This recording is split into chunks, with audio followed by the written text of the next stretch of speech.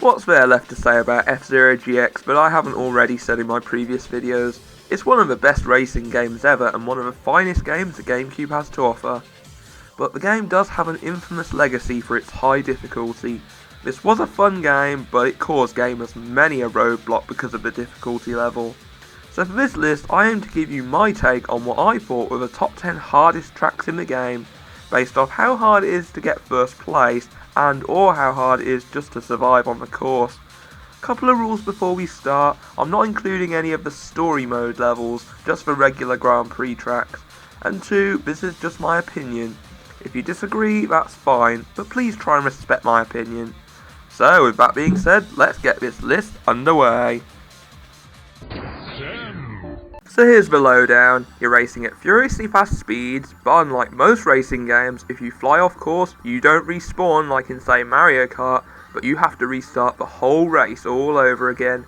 And this can be particularly frustrating in Cosmo Terminal Trident in the Diamond Cup. This is a track that starts off a normal sized road, but frequently splits into 3 separate tracks. What makes this course so challenging is that it's a very thin track, especially as you're racing against 29 other racers, so careful steering is a must, as this level is mostly devoid of guardrails, and trying to attack other racers on this thin course is suicide. It's low on the list because there aren't really any sharp turns, so it requires the faintest of steering. Also, there are plenty of healing strips, so you don't have to worry about running out of health anytime soon. If you can get a consistent and steady speed, then you shouldn't find it too hard to get first place, but expect to fall off a fair few times in the process. To be perfectly honest, I didn't find the AX Cup to be all that difficult, especially not after the Diamond Cup on Master. Seriously, that was nails. The courses in this cup, for the most part, were straightforward to survive on, and not too tasking to get a decent rank, with a slight exception to Port Town Cylinder Wave. As you would expect, this is a cylinder course, much like Firefield's Cylinder Knot, but unlike that course, this cylinder isn't round, it's oval, which means switching from one side to another is tough to do without breaking the flow and coming to a slowdown if you're going too fast. You have to switch sides constantly if you want to get first place, from one boost, then another, then a healing strip, then another booster, an incredibly awkward angle, and there's even one part of the cylinder splits into 2, so you better be paying attention to which one you want to go on. But the end can catch you out because the cylinder gradually shrinks its radius, meaning it's harder to keep straight on, and then it ends with a dive back to the finish line. But as it's harder to keep straight, if you're not going at a steady speed, then it can result in losing control and flying off course. It is indeed a challenging track. It's about picking your moments to boost, while still maintaining steady control. Otherwise this happens. Number 8. Ah yes, one of the game's more infamous tracks, Green Plant Intersection in the Emerald Cup. This course starts out okay as you're going through a pipeline, but then when the pipeline's ending, if you're not paying attention you can easily get caught out and fly off track. What comes next is a road where the pipeline you raced through earlier now cuts through the track, and you have to weave back and forward around them to get to the boost panels. If done right, it can look very impressive and gives a stimulating feel, getting a nice burst of speed. But so much as touch anything and you won't be able to get the good speed you hope for. But then we come to what this course is most infamous for, Death Turn I like to call it. This is a turn you have to approach from the left and not going too fast, otherwise it will propel you off course. Think of it like that loop section at the end of Wave Ocean in Sonic 06. You could be doing perfectly, but many a good run will be ruined thanks to that awkwardly designed turn. The first half of this track isn't too bad, but patience is a virtue when dealing with the second half, especially that turn. Number 7. Speaking of patience, how many people got caught out first time by Casino Palace double branches in the Emerald Cup? This is a course that's similarly designed to the other Casino Palace course, its main element being that the track regularly splits into 2, although both sides are usually quite similar. The first of the split paths takes you around a turn, then has a road with no guardrails, and there are speed boosts that are placed close to the edge, so proceed with extreme caution. Then there's roads that crisscross with each other, and if you're going too fast you can go slam right into the wall and significantly slow down. The other area where this course proves to be evil is the turns where you're going like straight and around, but if you're going too fast you lose grip and fly off course. As this track has loads of speed boosts, it is centered around speed and can be very fun, but it punishes those who go too fast and can overall prove to be quite mean on newcomers. Number 6. Whilst it may not look hard at first, it is easy to be caught out by Firefield Undulation in the Diamond Cup. Much like Cosmo Terminal Trident, this track has areas without guardrails, but it's not straight roads, oh no. It starts out with a wavy road going up and down, then after that there's a launch ramp which can get you airtime and be used as a minor speed boost, but if not controlled right you can actually crash into the sign, so it takes practice to master. Then there's a road which does have guardrails, but the terrain is very bumpy, so it can prove difficult to keep steady on. My recommendation is to try and stay central, which is not always easy to do when the racers are bashing you about. Then there's another wavy road without guardrails, so if you're going too fast the road can act as a launch ramp and hurtle you to doom. Towards the end of the track you get more bumpy roads where it is easy to lose control of your car if recklessly boosting, which you might end up doing to try and get first place. So don't underestimate Firefield Undulation, it's tougher than it looks. 5. If you ask me, this next course is a rather fitting way to start the Sapphire Cup, and the course I'm talking about is Big Blue Drift Highway. At first sight this track isn't too bad, going through an underwater tunnel, but then after a jump and into another tunnel you get one of the most awkward turns in the game.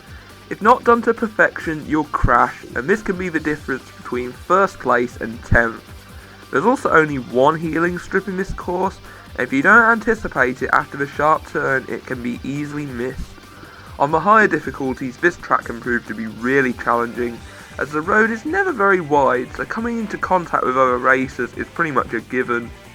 Also, there's not much in the way of boost panels, so you're mostly left with your own boost gauge as the speed through the track.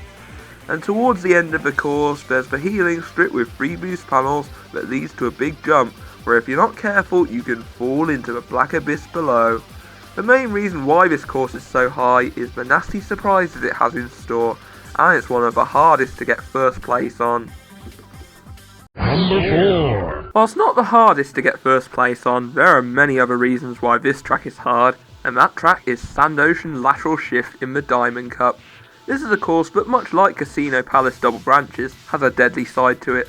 As the name Lateral Shift would imply, throughout the whole course, sections of the road require you to shift from one road to another to avoid driving off. There aren't that many sharp turns and it is all about shifting lanes, but this course likes to catch you out in a very nasty way. At one part the road becomes very thin and you have to remember to stay central here. And towards the end there's the course's only sharp turn which requires drifting.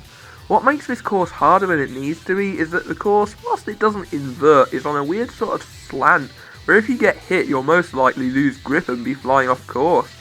This course does have a fair amount of healing strips which you think will be a good thing, but on Masterclass this means you have to constantly be boosting to get first place, because with AI this tough you can't afford to be conservative with your health here. A car with good grip is required, otherwise you'll find it's really easy to fall off track here. This course is responsible for a lot of my repeated failings on the Diamond Cup on Master, but there's still tougher to come. Number 3. Yeah, like Mute City serial gaps in the Sapphire Cup. This course may not be the longest the game has to offer, but it is still very challenging. The course starts out with a bit of a snaking turn where there's a booster and a small healing strip. Then it jumps into the tunnel with another longer healing strip and bombs which do give you a burst of speed but at the cost of some of your health. What this track then turns to is Steps of Doom, where there's a turn which drops off to another and it also comes to a U-turn. There are ramps here where if used right can be a handy shortcut, but if done wrong, well you know the drill by now. It then leads to a road with icy patches either side, which is really problematic as the right section has no guardrails. Towards the end of the track there's one big jump which can lead to 2 different tracks. The lower track has guardrails but it's longer and has dirt that slows you down. If you can get to the high road that's the quicker route, but there's no guardrails so be extra careful not to fall off here. After that there's a ramp back to the finish, so be careful you're not going too fast here. This is a course where many things can go horribly wrong. Testing design and risk rewarding make Mute City Serial Gaps one of the game's toughest offerings. Number 2. Yep, another Big Blue course. This time it's Big Blue Ordeal in the Emerald Cup. This course is one of the longer ones in the game, which does add to the challenge as it's hard to maintain a first place lead throughout. The course takes you through many sharp 90-degree turns, and at the start there's even a ramp which is a handy shortcut. Much like Mute City Serial Gaps, the course has jumps and drop-offs, but if you're reckless you can end up falling off course. There's also a big jump which leads to two 90-degree turns, which then comes to a big healing strip next to an ice patch before going into an underwater tunnel. Here is where there are two sharp turns that make drifting a necessity. After more tricky turns, you then get taken to an inline twist before the track gets thinner, so it's wise not to burn through all your energy at this point, otherwise enemies will find it easy to KO you. This course feels like it combines many skills required from previous tracks and puts them to the test. Jumps, sharp turns, keeping energy levels up, steering carefully on thin track, drifting, the works, and it's just as hard to get first place here. But there's one course that's harder. It's number 1. For me, there was only one course that could take the number 1 spot. Where Mario Kart has Rainbow Road, F-Zero GX has Phantom Road, Slimline Slits in the Diamond Cup. What more fitting way to round off the hardest cup in the game with the hardest track in the game? At first this track starts out fairly simple, taking you up a slope and on downward track, and the track has guardrails which you might not expect, but this doesn't prove to be great consolation. As the track goes on there comes a couple of split roads which are very thin. You need pinpoint driving accuracy to get round the turns, otherwise you'll crash, slow down greatly and lose a considerable amount of health. God, these turns beat me up badly, but oh well, at least I came across a healing strip. You son of a bitch! That's right, the end of the healing strips are the only areas of track without guardrails, so if you try and get too much health, you die. It's only at the end where you get a big healing strip without a drop off, but this track is the ultimate test of risk rewarding.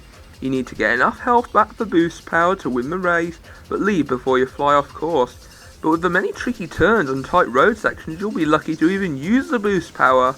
On the last lap I find myself burning through all my energy just to keep up with the racer in 20th place. Honestly, the best position I got on this course was first place, but on novice. How do you know you have a hard course? When you can't beat it, Scratchback can't come close to beating it on a decent difficulty. And that's why Phantom Road Slimline Slits is my pick for the hardest track in F-Zero GX. So there you have my top 10 hardest F-Zero GX tracks. As usual, I don't mind if you agree with me or not, but I do ask you respect my choices on the tracks. So thanks for watching, this is Shads of 7, out.